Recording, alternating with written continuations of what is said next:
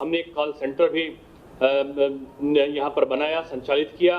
2 helpline नंबरों को, समर्पित ईमेल आईडी को, ट्विटर हैंडल को हमने साथ में लगाया और कॉपियों में नकल ना हो सके इसके लिए 4 रंगों की उत्तर पुस्तिकाओं को पहली बार 4 रंगों की उत्तर पुस्तिकाओं को जो क्रमांकित करके उनमें कोडिंग करके उनको हमने परीक्षा के लिए रखा था।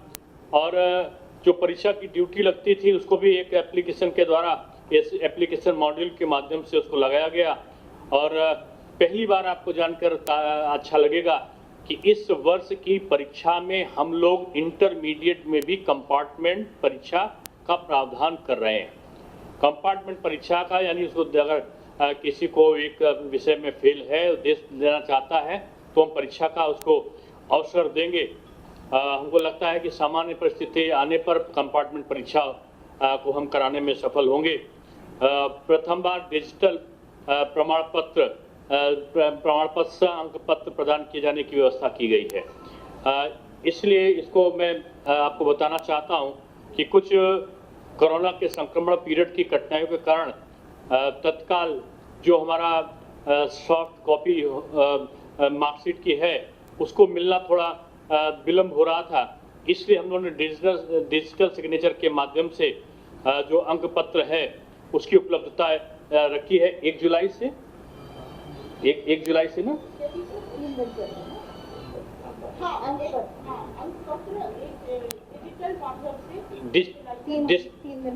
डिजिटल माध्यम से 3 दिन के अंदर मिलेगी।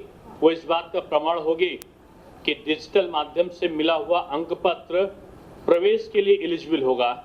और हम 15 जुलाई से हाई स्कूल के और 30 जुलाई के आसपास इंटरमीडिएट के जो अंक तालिकाएं हैं सॉफ्ट कॉपी उनको उपलब्ध हम करवा देंगे। इस प्रकार से अगर देखा जाए तो हमारा 1 अप्रैल को हमारा प्रारंभ होता है नया सत्र। और 1 अप्रैल से जो नया सत्र प्रारंभ होता है उसमें बच्चों की पढ़ाई का हर्जा ना हो, इसके लिए हमने online teaching, WhatsApp virtual classes के माध्यम से जो हमने शिक्षण हेतु 2,97,000 व्हाट्सएप ग्रुप गठित किए और 67 लाख विद्यार्थी इससे लाभान्वित हुए। हमने अपनी वेबसाइट पर ई पाठ्य पुस्तकों को, दीक्षा पोर्टल पर विषयवार शैक्षिक वीडियो को, यूट्यूब चैनल को, उत्तर प्रदेश माध्यमिक शिक्षा विभाग द्वारा उत्कृष्ट व्याख्यानों व स्व अधिगम मुद्रित सामग्री तथा विद्यार्थियों की शैक्षिक जिज्ञासाओं के समाधान हेतु टोल फ्री हेल्पलाइन का हमने व्यवस्था कराई थी, जिसका लाभ ये हुआ कि बच्चों ने ऑनलाइन एजुकेशन के माध्यम से अपनी परीक्षाओं को देने में सफल हुए। आपको बताते हुए मुझे इस बात की भी खुशी होती है कि हमने हर तरफ शुचिता रखी और इस शुचिता के माध्यम से आपको जानकर ताज्जुब होगा कि 7,783 हमने 7,783 केवल अपनी परीक्षा केंद्र बने थे। यानी हर परीक्षा केंद्र को देखा जाए तो हर वर्ष बढ़ने चाहिए थे, लेकिन हमने क्योंकि पारदर्शी व्यवस्था को यहाँ पर लागू किया तो जहाँ पर 1919 में की तुलना अगर की जाए तो 517 परीक्षा केंद्र, अगर 18 की तुलना की जाए तो 766 परीक्षा केंद्र, और अगर वर्ष 2017 में जो हमने परीक्षा कराई थी शासन में आने के बाद तो उससे अगर तुलना की जाए तो 3,631 परीक्षा केंद्र कम हुए हैं इस बार। यानी 7,783 परीक्षा केंद्र कुल हुए हैं। 2017 की अपेक्षा 3,631 परीक्षा केंद्र हमारे कम हुए हैं। और हम कह सकते हैं कि ये हमारी परीक्षा की वो नीतियां थीं जिन्होंने माध्यमिक शिक्षा परिषद के व्यवस्थाओं को बदला है। आपको याद होगा कि 1.5 माह परीक्षाएं होती थी, अब 12 दिन और 15 दिन में परीक्षा संपादित हो रही।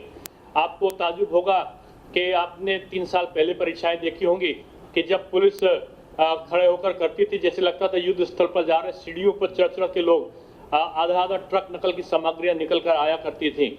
अगर आप उस कल्पना करें कि परीक्षा के दौरान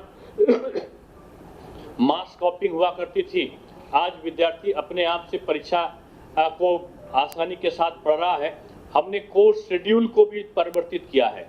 मैं इसलिए कह रहा हूँ कि कोर्स शेड्यूल हमारा अब इस प्रकार का हो गया कि पहली बार उत्तर प्रदेश के इतिहास में हमने NCERT का पाठ्यक्रम लागू कर दिया। यानी 3 साल में जो क्रांतिकारी जो शैक्षिक क्रांति अगर आई है उत्तर प्रदेश में माध्यमिक शिक्षा में, तो वो शैक्षिक क्रांति थी कि हमने पाठ्यक्रम का परिवर्तन कर दिया। और पाठ्यक्रम का परिवर्तन ही नहीं किया, उनकी पुस्तकों को हमने उपलब्ध कराया। पुस्तकें महंगे दामों पर ना बिकें, इसके लिए बाजार के साथ हमने अपने वेबसाइट पर पुस्तकों के मूल्यों का अंकन कर दिया कि इससे ऊपर अगर कोई मांगता है तो हमने सरकारी विद्यालयों में अपने पुस्तकों के विक्रय का स्थान रखा कि वहां पर पुस्तकें सही दामों पर मिल जाएं। आज मुझे बताते हुए खुशी है कि 60% से ऊपर हमारी पुस्तकों के दाम कम हैं। यानी 15-20 साल पहले जो पुस्तकों के दाम होते थे, आज एनसीईआरटी की पुस्तकें हमारे माध्यमिक शिक्षा परिषद में जो हमारी पुस्तकें हैं वो एक सस्ती दामों पर एक अच्छे पाठ्यक्रम के साथ में हमारे विद्यार्थियों के लिए उपलब्ध हैं। तो ये एक आमूल-चूल परिवर्तन हमारा था और इसको मैं कह सकता हूं कि ये परिवर्तन केवल माध्यमिक शिक्षा परिषद में हमारे माननीय मुख्यमंत्री जी के मार्गदर्शन पे और उनके द्वारा इस जिज्ञासा के साथ कि हम मेधावी छात्रों का सम्मान भी करेंगे।